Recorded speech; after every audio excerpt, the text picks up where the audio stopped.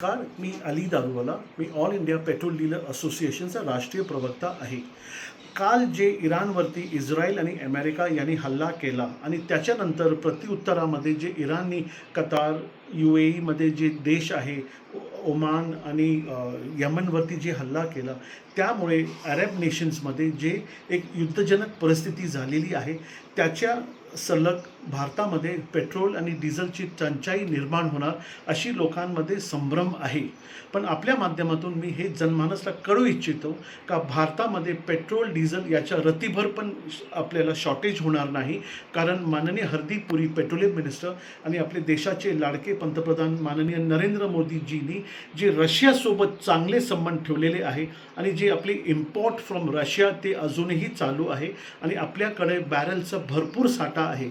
इथं कदाचित अरब नेशन्समधून कधी पेट्रोल आणि डिझेल याचं बंद पण झालं तर आपला रशियाचा जे सप्लाय चेन आहे ते अजून सुरक्षित आहे.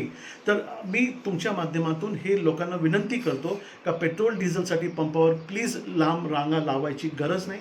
कारण महिनो साठा पुरल एवढा साठा आपल्या भारताकडे या शासनाने करून ठेवलेला आहे. धन्यवाद.